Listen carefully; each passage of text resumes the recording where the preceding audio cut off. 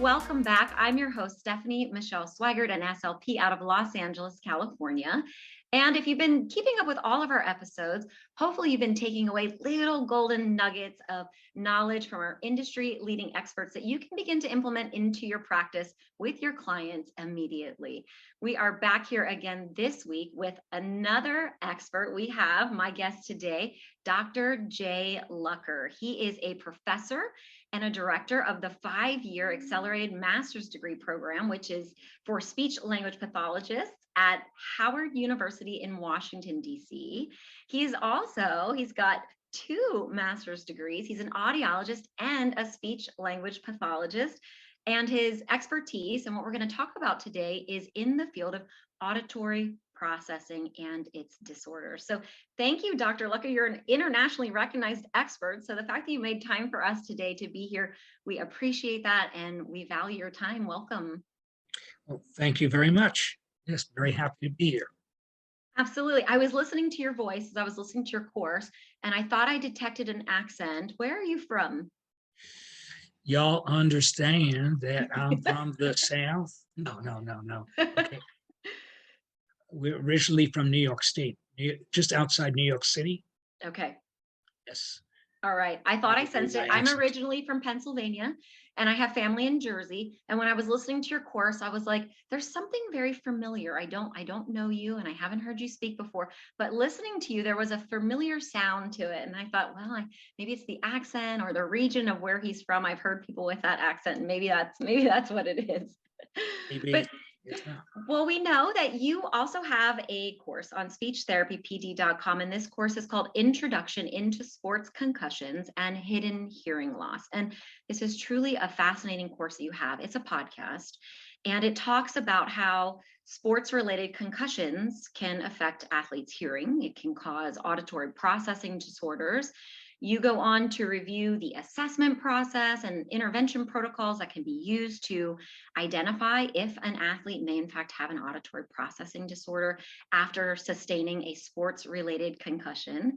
And you mentioned in this course that we should periodically check in with any of our students or clients for an auditory processing disorder after a sports-related concussion. You go on to mention many red flags. I found these so interesting, like ringing that you might be hearing in the ear, if a client or a student has difficulty understanding speech, if there's a lot of background noise, or maybe they're having trouble with multi-step directions. So many great points. And I want to compliment you also, because I know this is a podcast and it's auditory. And I think you had a visual while you were doing it and you were recording it, but I got to hear it after the fact. And just hearing it from an auditory standpoint, I'm a visual learner, but I can tell you're a very good teacher because you do such a beautiful job with, after you explain a point, and some of this is really heavy stuff, there's medical stuff involved, you go in to talk about very specific examples. And I loved that because what you were doing for me was you were visually painting the picture. And you share, it might sound like this, it might look like this, or a client might act like this. And I absolutely loved that. So I want everybody to really get the value and your wisdom from this course. And we brought you here today to ask you a golden question. Are you ready for the golden question, Dr. Lucker? Yes. Okay.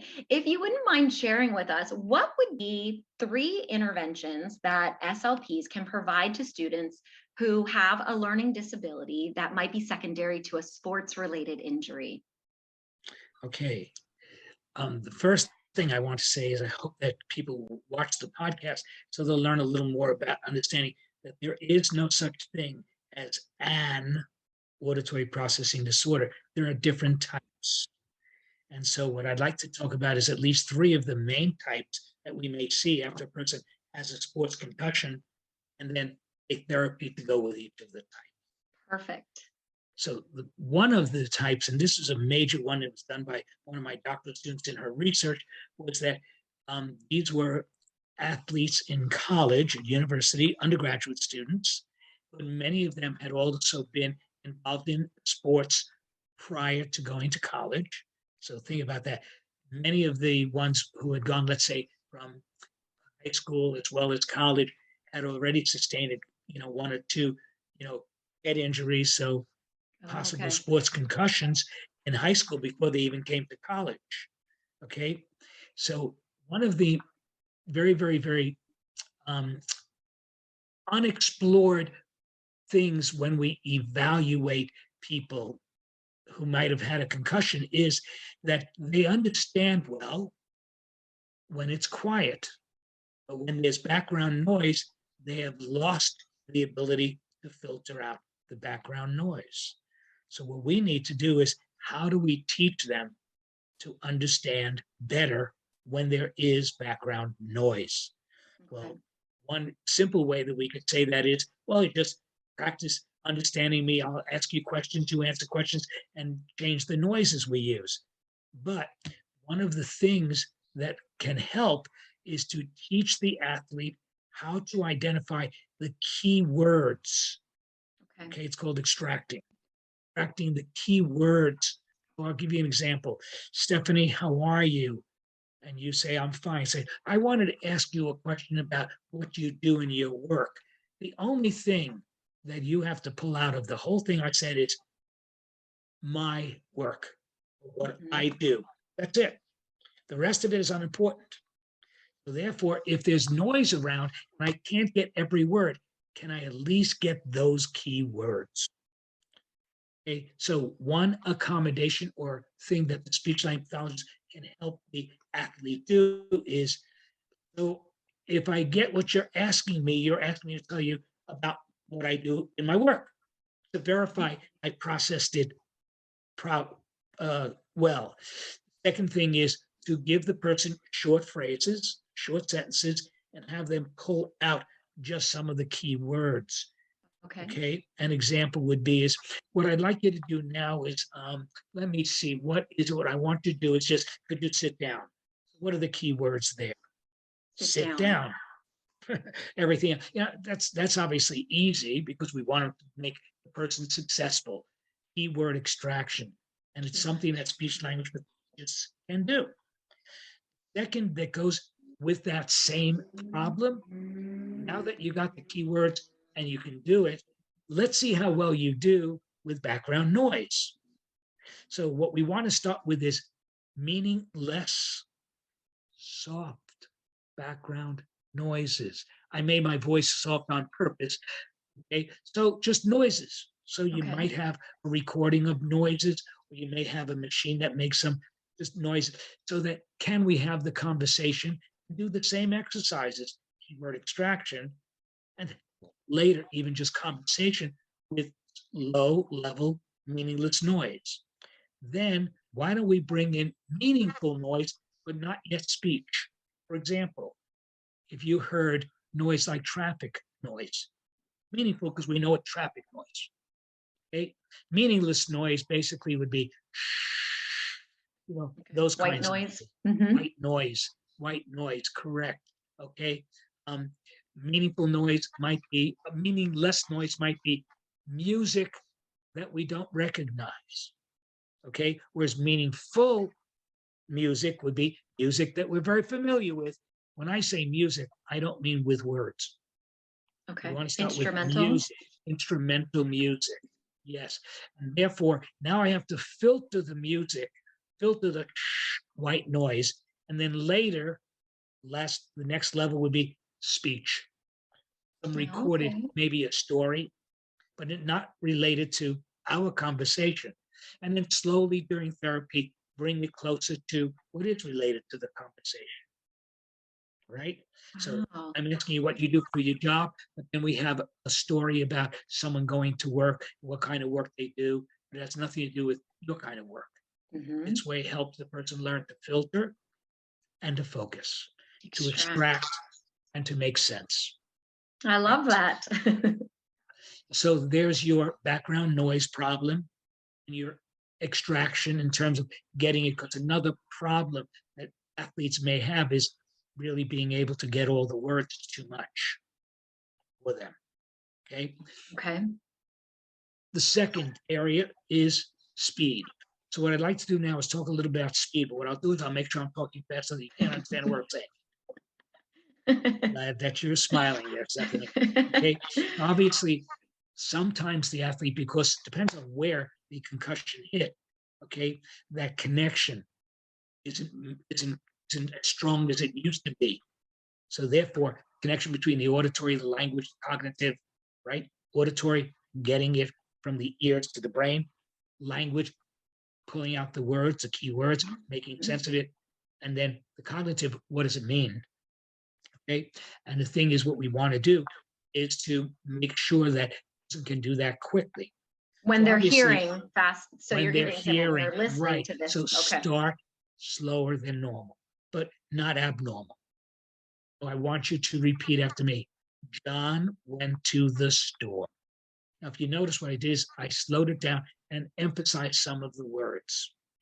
And later, I'm going to put it to a more normal level, right? So slowly, John went to the store. Mother bought some ice cream for the children. And you'd have to answer that, repeat that, whatever, but slow. Then, And you're bring it to, accentuating keywords. yes, accentuating. Mother. Okay. Yes, right. Then later, speed it up, not emphasizing the key words, still speaking relatively slow. John went to the store. Mother bought ice cream for the children. Then, no emphasis on the key words, but now we're going to start speeding it up to normal level now. Okay. Not, oh, John went to the store. For a second, I couldn't remember. John went to the store. Mother bought ice cream for the children. Then see if you can make it even faster. John went to the store. Mother bought ice cream for the children. And then even when you're speeding it up, I even said mother, like mother, almost like was a little distorted. It is what happens when we hear very rapid speech. Can the person get it? Can they repeat it? Can they respond to the light? By the way, I understand you're working. Can you tell me what you do? Look at how fast I went. Can you respond? That would be number 2. We've got the extraction with the background noise filtering, and now we have the speed. And the third area is called integration. Integration is the ability to put together the pieces to form the whole. Okay. So here's an example. If I gave you the following, tell me what I'm describing. It's yellow. It's a circle. It's in the sky. What do you think? Very good. Actually, it was the moon. No, you got it. You got it. Yes, it was the sun that I was thinking. So it was a trick question. Yes, right. It's kind of the reverse form of the game that we often have played as children called 20 questions. Right. I think you called it Jeopardy in your course. Yes. Maybe. Yes. Yeah, but that's, yeah. You describe it, and then you have to come up with what we're talking, the topic we're talking about. Mm-hmm. Right. So you have to guess what we're talking about. Guess the topic. That's later. First, we guess the item. So you can use pictures. So I have a picture in my hand. Does everyone see it? Okay, I'm making believe. Okay, and I just described it. Okay, and you have to guess what it is. Then I show you 3 pictures. Which of the 3 that I described? One of the 3 is the sun. Okay, we'll make believe the sun, a ball, and a star. Okay, in the shape of a star. Okay. So the star is in the sky, and it may still be yellowish, but it's not round. It's you needed to hold all the details. Yes. Yes. Very good. So those are things that we as speech language pathologists can do, really help the athletes be able to better and more rapidly process, make sense out of, and respond appropriately to that which has been presented to them. Wow. These are fabulous. And you do a fabulous job explaining them. Thank you so much for your wisdom and your knowledge on this topic. And this is an area I could say as an SLP that I haven't had a lot of experience with, but I loved following along, just understanding the medical side of it and hearing from you as an audiologist, because you kind of talked about the history of how the hidden hearing loss and how it all started. It was fascinating. It was very interesting, and I'm grateful. I'm grateful for your time today, too. Thank you so much, Dr. Lucker.